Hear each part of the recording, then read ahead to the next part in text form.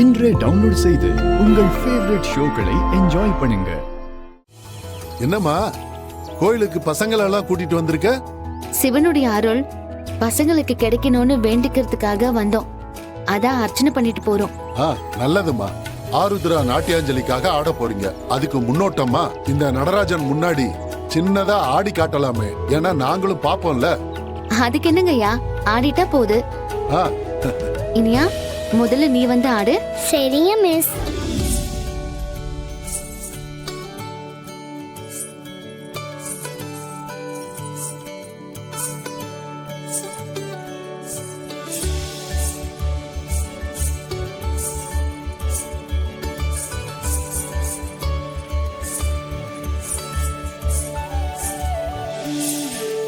அருந்ததி, அங்க பாரு.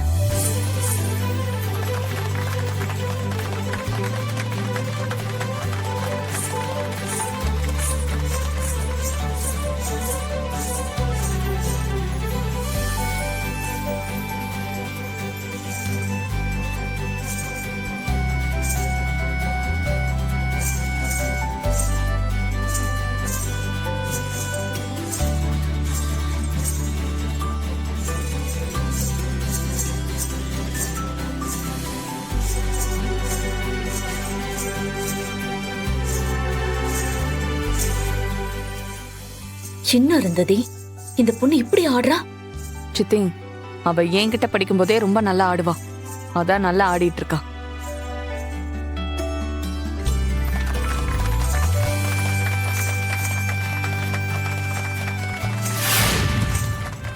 மாயா, நீ ஆடுமா?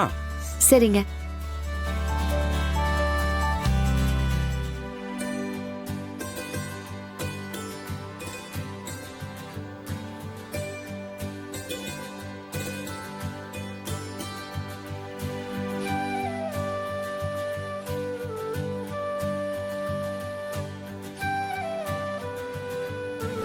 அண்ணே சொல்லுங்கண்ணே.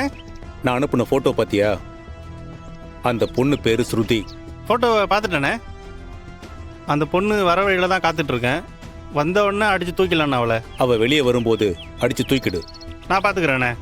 டேய், மிஸ் பண்ணிடாதடா. தூக்கிட்டு உங்களுக்கு ஃபோன் பண்ணுறேண்ணே. ம்.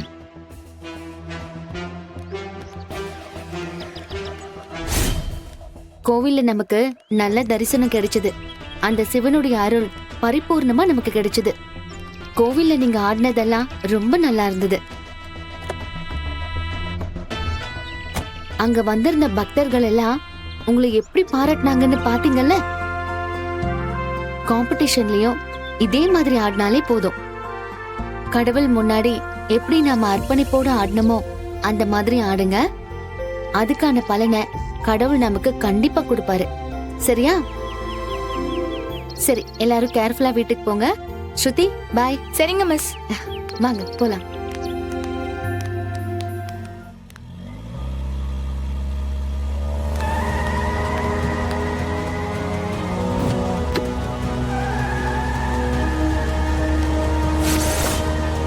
ஸ்ருதி,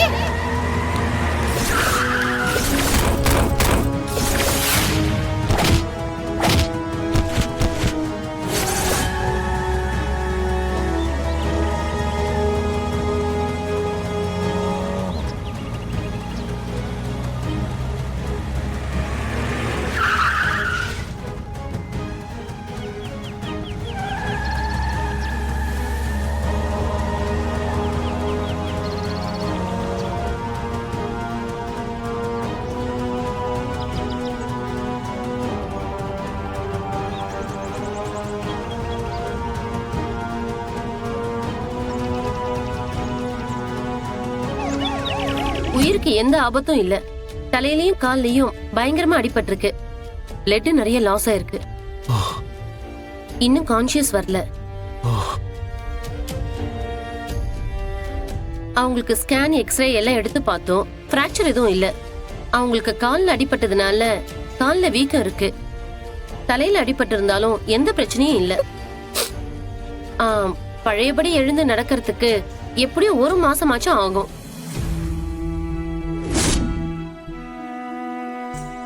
அவங்க கண் முழிக்கிறதுக்கு இன்னும் 12 hours ஆகும். டாக்டர், பொண்ணு நல்லபடியா குணமாகி வரணும். எவ்வளவு பணம் செலவானாலும் பரவாயில்ல, அவளை நல்லபடியா காப்பாத்துங்க. கண்டிப்பா சார், உங்களோட கேர். அவங்க பழையபடி குணமாகி வந்துருவாங்க, கவலைப்படாதீங்க. டாக்டர், நான் போய் பார்க்கலாமா? இப்ப வேண்டாம், கான்ஷியஸ் வந்துட்டோம், அப்புறமா போய் பாருங்க. ஓகே? அவளுக்கு எதுவும் ஆகாதுடா. சினு, இது ஆக்சிடென்ட் தானா இல்ல? அப்படிதாங்க மாமா தோணுது. ஸ்ருதியை காப்பாத்த போய் தான் மாயா மேல கார் மோதிருச்சு.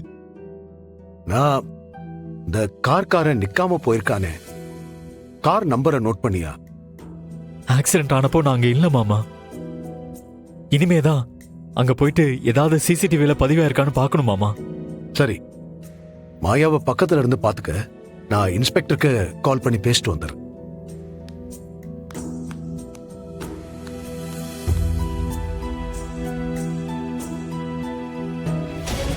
உனக்கு ஸ்வீட் எவ்வளவு பிடிக்கும்னு எனக்கு தெரியும். எடு. எனக்கு இந்த ஸ்வீட் எடுத்துக்க விருப்பம் இல்ல. ஏன் ஏன் விருப்பம் இல்ல? எங்க பப்பிமாக்கு இருக்கிற திறமைக்கு இந்த மாவட்டத்திலேயே எவ்வளவு பெரிய ஆட்டக்காரங்களா இருந்தாலும் அவங்கள ஆடியே ஜெயிச்சிருவா. எதிராளிய போட்டியில ஜெயிக்கிறது தான் உண்மையான வெற்றி. இப்படி ஆட விடாம கால்ல அடிபட்டு அதுல ஜெயிக்கிறதுல பப்பிமாவுக்கு என்ன பெருமை இருக்கு? எனக்கு மனசு கேட்கல. நீங்க பண்றதெல்லாம் ரொம்ப அநியாயம். எனக்கு இதெல்லாம் வேண்டாம். ஏய், என்ன உன் கூட இருக்கிறவ இப்படி இருக்கா? ஆமா, அவ ரொம்ப நல்லவ. இப்படிதான் அடிக்கடி வந்து எனக்கே புத்திமதி சொல்லிட்டு போவா. அவளை விடுங்க சித்தி. அவளுக்கு பதிலா நான் இன்னொரு ஸ்வீட் எடுத்துக்கிறேன்.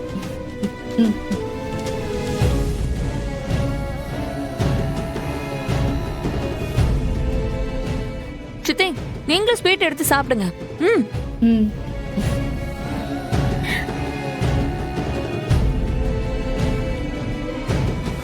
இதுக்குதான் நான் சொன்னேன், ஒரு மருமகளா லட்சணமா ஒழுங்கா வீட்ல இருந்து வீட்டை பாத்துக்கோ, இந்த நாட்டிய பள்ளி எல்லாம் நமக்கு வேண்டான்னு சொன்னேன். இத்தனைக்கும் இது ஆரம்பிக்கும் போதே எதிர்ப்பு வந்துச்சு. அந்த விளக்கு தவறி குழந்தைங்க மேல விழுந்து அடிபட்டு இருந்தா என்ன ஆயிருக்கும்? இப்ப பாருங்க, கடைசியில இவளையே கார்ல அடிச்சு யாரோ கொல்ல பாத்திருக்காங்க. நான் சொன்னதை கேட்டிருந்தா இப்படி எல்லாம் நடந்திருக்குமா? ஏண்டி, இத பத்தி பேசுறதுக்கு இதுவா நேரம்?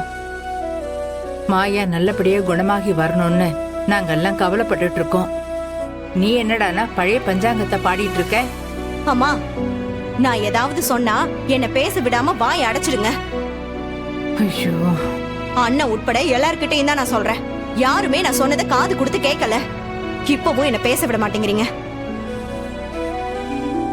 ஒழுங்கு மரியாதையா அந்த மாயா வீட்லயே இருந்திருக்கலாம்ல. பத்மா, என்ன பேசுற நீ?